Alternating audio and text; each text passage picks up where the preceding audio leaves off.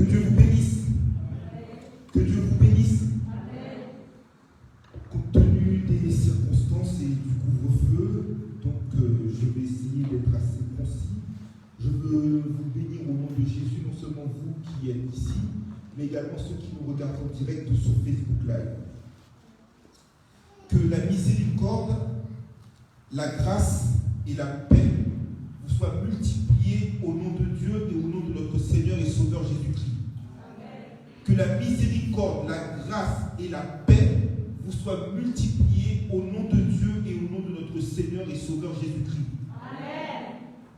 Nous avons vraiment besoin en ce moment de la miséricorde, de la grâce et de la paix de Dieu, le Père de gloire. Nous en avons besoin maintenant, mais en réalité, nous en avons besoin tous les jours. Actuellement, il y a une tempête qui se développe. On nous parle de deuxième vague qui va faire des ravages analogues à ceux qui ont eu lieu au printemps dernier. Et inexorablement, ce virus prend une expansion que aucun de nous n'aurait pu imaginer et dont aucun de nous peut sérieusement entrevoir l'issue. Mais nous sommes confrontés aussi à des tempêtes d'autre nature. Le philosophe du XVIIe siècle, le britannique Hobbes, disait que l'homme est un loup pour l'homme. Et cette réalité est constatée par la brutalité, par la violence qui se caractérise notamment au travers de l'assassinat du professeur Samuel Paty, à Conflans-Sainte-Honorine, il y a de cela 8 jours. Mais pour nous qui sommes versés dans les Écritures, de tels événements ne peuvent ni nous surprendre ni nous ébranler. Parce que notre Seigneur nous avait dit en Matthieu 24, verset 12, que l'iniquité s'accroîtra et que la charité du plus grand nombre se refroidira. Donc ceci n'est pas fait pour nous surprendre. Mais je dirais que alors que nous constatons ce qui se passe à l'extérieur de nous-mêmes, qu'en est-il de nous? Nous, membres du corps du Christ, nous, Église, nous, temple de Dieu. Le temps n'est pas venu de faire des constats, mais le temps est venu de nous examiner nous-mêmes. Car Jésus-Christ lui-même l'avait dit en Luc 18, verset 8, lorsqu'il reviendra sur la terre, est-ce qu'il trouvera la foi sur la terre? La question est de nous examiner nous-mêmes pour voir si nous sommes ou si nous ne sommes pas dans la foi.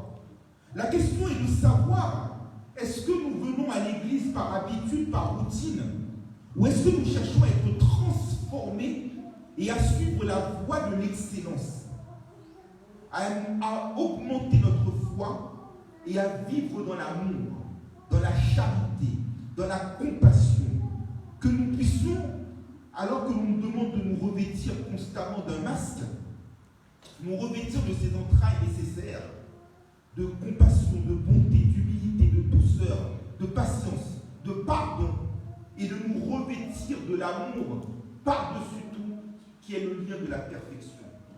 Alors nous ne voulons pas nous contenter de stagner, nous ne voulons pas nous contenter de constater, mais nous voulons prendre une autre voie, cette voie qui nous sera utile, non seulement dans le siècle présent, mais également dans le siècle à venir. Et c'est ce que nous allons voir à la lecture de ce soir, qui est le thème de votre réveil de cette année 2020, tiré du premier épître aux Corinthiens, chapitre 13, verset 13. Compte tenu de l'heure, je ne vais pas vous demander de vous mettre debout, mais je vais simplement vous demander d'être attentif. Et que celui qui a les oreilles entende ce que l'Esprit veut dire à son Église. Amen, l'Église. Voici ce que dit la parole. En 1 Corinthiens chapitre 13, verset 13. Maintenant donc, ces trois choses demeurent. La foi, l'espérance, l'amour. Mais la plus grande de ces choses, c'est l'amour. Je répète encore une fois. Maintenant donc, ces trois choses demeurent. La foi, l'espérance, l'amour, mais la plus grande de ces choses, c'est l'amour. Que le Seigneur t'aide bénir cette portion de l'Écriture pour l'édification commune de nos âmes. Donc, pour rentrer très rapidement dans le détail du texte, compte tenu de l'heure, Nous allons voir dans un premier temps le contexte dans lequel ces saintes écritures ont été rédigées. Puis nous allons voir les traits de caractère que doit nourrir le chrétien. Et enfin, nous allons voir dans un troisième et dernier temps l'amour plus fort que tout. Alors, lorsque l'apôtre Paul a écrit ces lignes, il a écrit ces lignes auprès de la ville de Corinthe. La ville de Corinthe était une ville qui était prospère. C'était un centre du commerce. Mais alors, c'était une ville qui pouvait apparaître comme étant libérale sur le plan économique. Elle était libertine sur le plan moral. Parce que c'était une ville où il y avait énormément d'immoralité, avec notamment le temple d'Aphrodite, où 1000 prostituées vouaient un culte à Aphrodite. Et il y avait également le temple d'Apollon, qui prônait l'homosexualité. C'était aussi une ville qui était réputée pour sa richesse culturelle, et notamment qui accordait beaucoup de place, beaucoup d'importance à la philosophie et à l'éloquence. Et donc, lorsque l'apôtre Paul va commencer son ministère au sein de l'église de Corinthe, l'apôtre Paul va être, en fin de compte, rempli de confiance, puisque après avoir inauguré la première église en Europe à Philippe, après avoir prêché du côté de Bérée, en Macédoine, à Thessalonique, à Athènes, Paul est rempli de confiance. Et au moment de son second voyage missionnaire, il va instituer l'église de Corinthe. Mais néanmoins, lorsque Paul va vouloir passer à l'attaque et en quelque sorte continuer l'expansion du ministère de Christ, Paul va être confronté à une hostilité sans égale. Ce qui nous rappelle ce que nous disait notre Seigneur Jésus-Christ en Jean chapitre 15, verset 20, lorsqu'il disait que le serviteur n'est pas plus grand que le maître. Si ils m'ont persécuté, alors ils vous persécuteront aussi. Et Paul était saisi d'une grande crainte, Paul était saisi d'un grand effroi. Et il ne savait comment opérer son ministère. Mais ce que nous savons pour étant une certitude, c'est que lorsque Dieu appelle, Dieu équipe. Et lorsque Dieu donne la vision, il donne en même temps la provision. Et dans une vision, dans l'esprit de révélation que tout serviteur de Dieu authentique a, l'esprit est venu parler à Paul en vision, lui disant que n'aie pas peur, ne te tais pas, car j'ai là un peuple nombreux auquel je veux que tu parles. Cela nous démontre l'amour sans égal, l'amour sans pareil, l'amour sans partage de notre Dieu, qui ne veut qu'aucun homme ne périsse, mais que tous soient sauvés et parviennent à la repentance, et qui ne prend aucun plaisir dans la mort du méchant. Et donc Paul va pouvoir parler au peuple en l'équipant. Mais Dieu, dans sa providence, donne la vision, il donne la provision, et il organise comme un chef d'orchestre les choses de façon à ce que tout soit articulé. Et Paul avait peur mentalement, mais physiquement il va être atteint d'une grande faiblesse. Il ira prêcher à Corinthe avec une faiblesse, une grande faiblesse. Comme c'était le cas lorsqu'il a prêché aux églises de la Galatie, il était malade. Et il était en état de faiblesse avec les Thessaloniciens. Mais Dieu a besoin, lorsqu'il œuvre au travers de nous-mêmes, que nous soyons brisés. Parce que Dieu veut s'appuyer sur nos faiblesses pour faire exploser sa toute-puissance. Et c'est une raison pour laquelle Dieu nous dit très clairement de nous confier en lui de tout notre cœur, de ne pas nous appuyer sur notre sagesse, de le reconnaître dans toutes nos voies, et il aplanira nos sentiers. Même si nous sommes en état de faiblesse, même si nous sommes physiquement déchargés, le Saint-Esprit trouvera toujours un moyen de nous raccorder et de nous brancher pour que nous puissions avoir de l'énergie pour parler au nom de Jésus et être des ambassadeurs qui n'ont pas peur de proclamer le message de la réconciliation. Et donc Paul, dans l'état de faiblesse, va se concentrer sur l'essentiel. Dans le message que Dieu nous donne, Dieu ne veut pas de digression, Dieu ne veut pas d'écart. Et Paul n'avait qu'un seul but, c'était de prêcher Jésus-Christ et Jésus-Christ crucifié. Il n'est pas venu pour faire de l'éloquence ou de la sagesse, que sa prédication soit une démonstration de l'esprit et de puissance, qu'au travers de sa prédication, les âmes converties deviennent sa lettre de recommandation, qu'il soit trouvé fidèle, comme il le dit en 1 Corinthiens 4, verset 2, et que, étant centré sur un objectif et n'étant pas dispersé, il dira en 1 Corinthiens 9, verset 16, « Malheur à moi si je ne prêche pas l'évangile. » Il ne le fait pas dans un désir de glorification personnelle, mais parce que c'est une obligation. Et celui qui est appelé doit se dire, malheur à moi si je ne prêche pas l'évangile. Soit il doit prêcher l'évangile, soit il doit mourir. Et Paul, dans un esprit de serviteur, quelques versets plus tard, en 1 Corinthiens 9, verset 19, dira également qu'il se fait le serviteur de tous afin d'en gagner le plus grand nombre. Donc c'est là le modèle du serviteur. Comment être un authentique serviteur dans l'amour. Et je dirais que le premier épître aux Corinthiens est en fin de compte la boîte à outils de tout leader spirituel. Conduire le peuple de Dieu, que ce soit du temps de Moïse, que ce soit lorsque Jésus exerce son ministère terrestre, que ce soit le ministère aujourd'hui pastoral dans l'Église du Nouveau Testament, ce n'est pas une partie de plaisir. Et souvent, dans notre faiblesse, dans notre ignorance, dans notre incompétence, nous ne sommes pas équipés. Mais c'est Dieu qui équipe son serviteur. Et là, nous avons la boîte à outils dans l'église de Corinthe, puisqu'il y a toute forme de problème. Paul va tout d'abord se glorifier en 1 Corinthiens, chapitre 1er à 8, de tous les dons spirituels dont l'église de Corinthe est enrichie. Mais il va tendre la carotte. Mais de 1 Corinthiens, chapitre 1er, verset 9 à 1 Corinthiens 15, verset 58, Paul ne va faire que des remontrances, des recadrages. Et on fait compte sur les écarts de conduite, sur le plan du comportement et sur les écarts de conduite sur le plan doctrinal. Et très rapidement, puisque je ne vais pas avoir le temps de rentrer dans le détail, je vais vous donner plusieurs exemples. La question des divisions dans l'Église, la question du procès entre les frères chrétiens en 1 Corinthiens chapitre 6, la question du divorce, du mariage, du célibat en 1 Corinthiens chapitre 7, la question des viandes sacrifiées aux idoles au chapitre 8, la question des erreurs commises par les Israélites au chapitre 10, la question de la Sainte Seine au chapitre 11.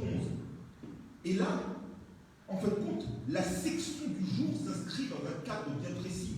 En 1 Corinthiens chapitre 11 à 1 Corinthiens chapitre 14, Paul parle de l'organisation du culte.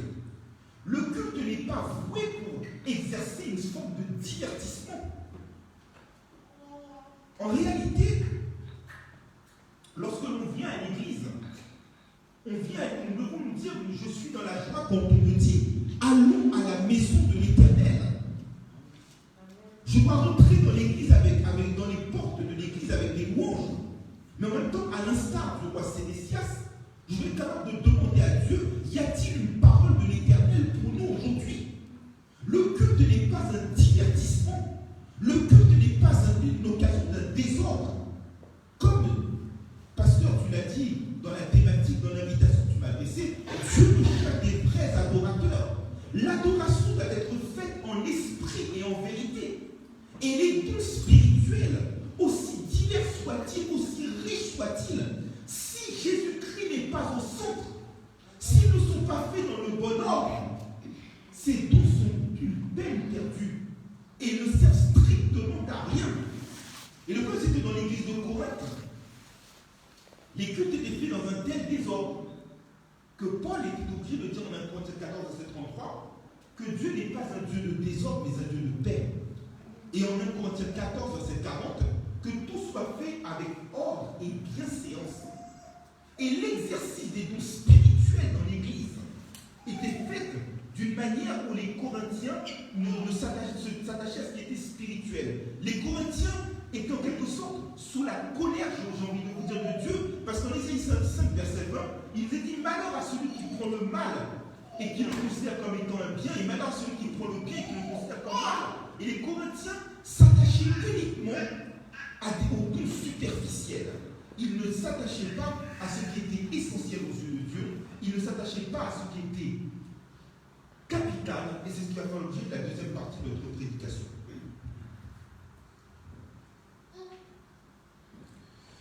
On dit souvent que les apparences sont trompeuses. On dit également que tout ce qui est d'or n'est pas forcément ce qui brille. Dans l'église de Corinthe, comme dans l'église actuelle, le manque de discernement spirituel fait que l'on s'attache, que l'on s'attarde sur tout ce qui est spectaculaire et brillant. Dans nos cultes, parfois, dans nos communautés, nous trouvons des gens qui sont en extase, des gens qui se roulent par terre, un bruit incroyable, de la publicité pour annoncer des guérisons, des délivrances, etc. Et j'en passe, et des meilleurs. Mais Jésus-Christ lui-même avait dit en Matthieu 24, verset 12, qu'il s'élèvera des prophètes, des faux prophètes qui en séduiront beaucoup. Et en Luc 17, verset 21, il dira, le royaume de Dieu n'est pas venu pour frapper les yeux, car voici le royaume de Dieu est au milieu de nous. Autrement dit, ce n'est pas le bruit, ce n'est pas le spectacle qui fait que le culte est agréable à Dieu. Ce n'est pas parce que nous faisons, nous exerçons, nous œuvrons dans le ministère avec un grand renfort de publicité, aussi grande soit-elle qu'il s'agisse de le faire sur Internet par le biais des réseaux sociaux, notamment par le Facebook Live, que cela fait de nous des adorateurs, des serviteurs qui sont agréables à Dieu. Et dans l'église de Corinthe, les hommes s'attachaient à tout ce qui était spectaculaire et bruyant pour être remarqués des autres. Les dons de parler en langue, le don de connaissance, le don de prophétie, ces dons qui permettent aux uns et aux autres de se mettre en avant et d'écraser les autres et d'avoir une quelconque supériorité. Ces hommes qui font beaucoup de bruit ont l'apparence de la piété, mais ils renient ce qui en fait la force. Ces hommes qui font beaucoup de bruit ont des vêtements de brebis, mais au-dedans, ce sont des loups ravisseurs.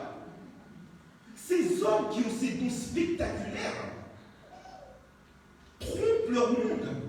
Mais sachez bien une chose, on ne se moque pas de Dieu. Ce qu'un homme a semé, c'est ce qu'il moissonnera. Et Jésus, lui, ne s'y trompe pas. Nous pouvons nous y tromper. Il dit, écoutez, ils vont dire, en disant Matthieu chapitre 7, n'avons-nous pas prophétisé en ton nom, don de prophétie? N'avons-nous pas chassé des démons en ton nom, don de guérison? Je ne vous ai jamais connus, vous tous ouvriers d'iniquité. Parce que ces hommes-là exerçaient les dons de façon égoïste. Et alors que lorsque Dieu nous donne un don, il nous donne un don, et l'apôtre Pierre le dit très clairement en 1 Pierre 4, verset 10, pour le service des autres. Autrement dit, je peux avoir un don spectaculaire, mais si je ne l'oriente pas vers les autres, ce qui est le propre de l'amour, ce don est inutile, ce don est une peine perdue. Ce don, c'est comme une perle que je donne au pousseau. Il n'a pas de valeur. Ces dons sont exercés uniquement comme des cymbales qui résonnent.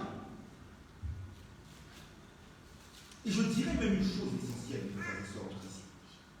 Charles Spurgeon disait, il vaut mieux être chrétien sans le dire que le dire sans l'être. Autrement dit, je peux parfaitement, vous pouvez parfaitement, vous pouvez parfaitement avoir le don de prophétie, le don de parler en langue, le don de guérison, le don de connaissance. Mais ces dons-là peuvent être inutiles s'il s'agit uniquement pour moi de bomber le torse. Beaucoup des ministères qui sont infructueux parce qu'ils ont des titres qui en réalité ne sont pas des titres, mais des dons spirituels, puisque Éphésiens 4, verset 11 nous dit il, en parlant du Saint-Esprit, a donné les uns comme apôtres, prophètes, évangélistes, pasteurs, docteurs. Parce que c'est Dieu qui donne, mais ces dons sont en pure perte s'ils ne sont pas faits avec amour. L'inutilité du don. Et je pense que ce soir, ce que Dieu veut que vous et moi nous fassions, quels que soient les dons, parce que Dieu nous a créés à son image, et il nous a donné des fonctionnalités, des utilités, des dons spirituels. Je dirais qu'au lieu de chercher les dons spirituels, recherchons le fruit spirituel. Parce que le don spirituel, comme je vais le voir tout à l'heure, a une durée, une expiration qui est limitée. Je peux parfaitement bien prêcher, mais pourtant au-dedans de moi, être une pomme pourrie et ne pas être sauvé, alors que quelqu'un qui, par exemple, ne sait pas lire du tout, parce qu'il a l'amour dans son cœur, parce qu'il a le fruit de l'esprit dans son cœur, cette personne-là sera sauvée. Et je pense que ce soir, Dieu recherche de vrais adorateurs, en ce sens que ce que Dieu attend de vous comme de moi, ce n'est plus que nous recherchons les dons spirituels, c'est que nous recherchons le fruit spirituel. Parce que je vais vous dire une chose, mes frères et sœurs, les dons spirituels, lorsque nous les accumulons, dons de connaissance, dons de guérison, dons de foi, dons de parler en langue, dons de prophétie, dons d'enseignement, c'est une multitude de zéro. Mais à partir du moment où ils sont précédés, je dis bien précédés, du fruit spirituel, et notamment de l'amour, qui est le don suprême spirituel par excellence, ces dons-là, l'amour vient en tête, il est là un. Prenez ce 1, ne mettez aucun point ni aucune virgule et accumulez les zéros. Vous voyez ce que ça donne? Par exemple, si j'ai 6 dons spirituels et que en tête de ces dons spirituels, j'ai avant tout l'amour qui est le fruit spirituel, ça me fait avec 6 zéros, Pasteur Josias, 1 million. Et là, je deviens riche parce que dans la mesure où je suis d'abord habité par le fruit spirituel au-dedans de moi, mon don spirituel devient efficace. Autrement dit, évitons de nous bomber le torse. Évitons de nous enorgueillir. Cherchons à construire notre être intérieur. Parce que l'être extérieur se déforme de jour en jour. Le don spirituel va s'éteindre. Parce que comme nous disent, malheureusement le temps me fait défaut. Je voulais, pasteur, avant de commencer ce message, dire l'intégralité du chapitre 13. Mais les circonstances font que je ne peux pas m'y attarder. Mais quand vous serez chez vous, prenez le temps de le lire. Les prophéties prendront fin. Les connaissances prendront fin. Les langues prendront fin. Mais l'amour ne finira jamais. Autrement dit, le fruit spirituel que j'ai demeure. C'est ce fruit-là que nous devons produire. Les vrais adorateurs portent de bons fruits. Tout arbre porte de bons fruits. Tout arbre qui ne porte pas de bons fruits est bon et coupé à jeter au feu. Et bien c'est pareil quand tu as un don spirituel, mais qui n'est pas accompagné d'un esprit de service, qui n'est pas accompagné de l'amour, qui n'est pas accompagné du fruit spirituel, ce don ne sert strictement à rien. Et je pense que, inspiré par l'esprit, pasteur, tu as voulu, en fait, nous parler de l'authenticité de la chrétienté. Et je pense que dans ce temps que nous vivons, nous avons besoin de l'authenticité, du caractère, parce que le fruit spirituel, c'est le caractère. Quelqu'un qui est animé par l'Esprit de Dieu a l'amour, il a la joie, il est tout le temps en train de rire, il a la paix, il a la douceur, il a la bonté, il a la bienveillance, il a la maîtrise de soi, il a la fidélité. Et là, l'apôtre Paul nous dit, mais maintenant ces 3 choses demeurent. Les musiciens, un crescendo. Paul est en train de chanter un hymne à l'amour, mais pour terminer cet hymne à l'amour, il monte en puissance, mais maintenant. C'est-à-dire le point culminant. Là où les autres dons apparents vont finir, le chrétien doit avoir 3 traits de caractère. L'adorateur doit avoir 3 traits de caractère qui le caractérisent. C'est la foi, l'espérance et la charité. Et très rapidement, comme dit l'auteur de l'Épître aux Hébreux, le temps que l'on crée parce que on travaille déjà fort. Le chrétien doit mener une vie qui est dirigée par la foi.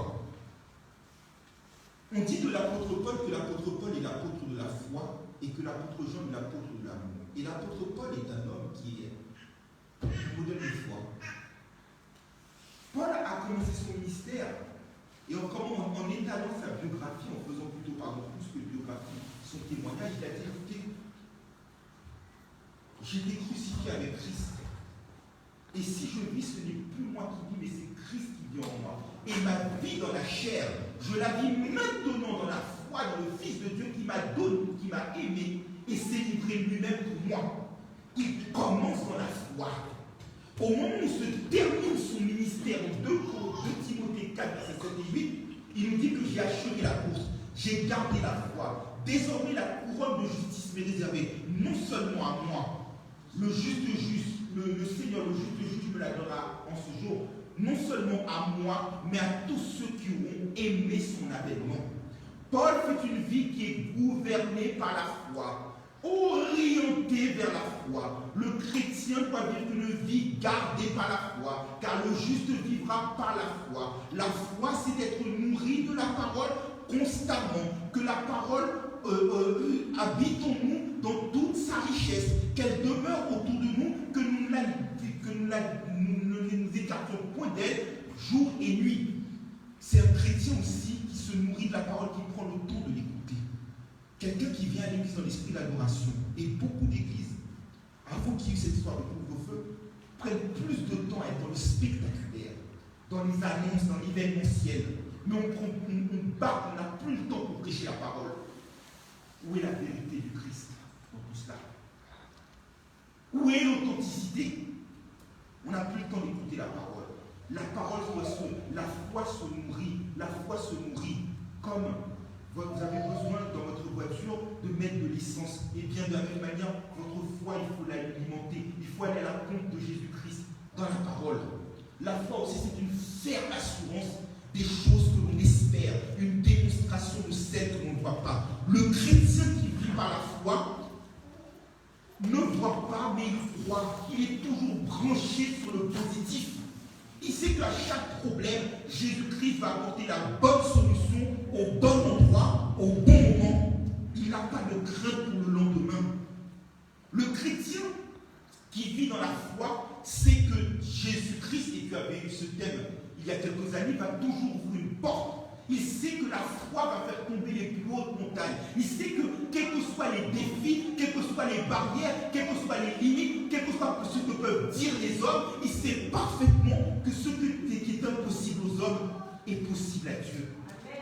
Il vit dans la foi. Il vit aussi d'espérance.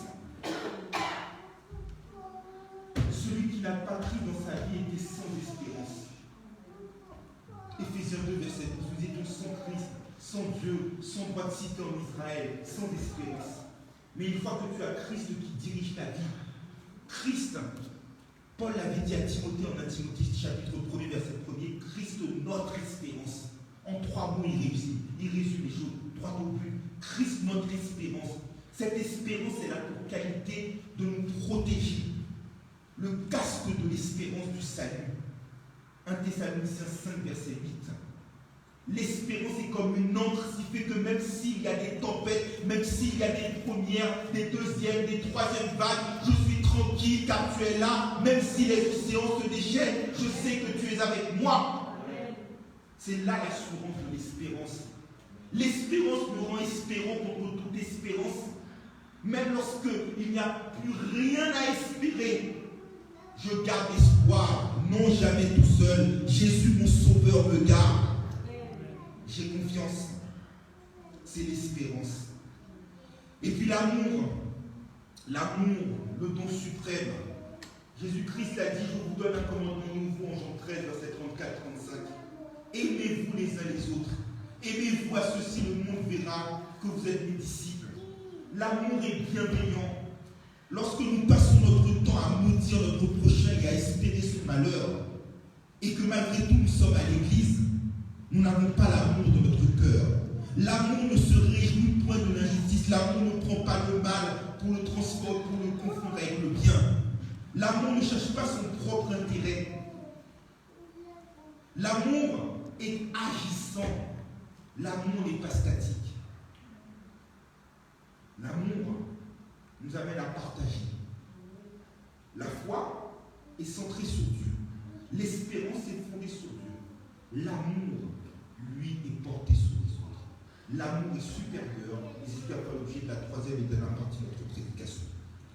Pourquoi l'amour est supérieur? L'amour, c'est une flamme qui va enflammer notre cœur et qui enflamme notre foi. Et qui en même temps nous éclaire sur le chemin et éclaire notre espérance.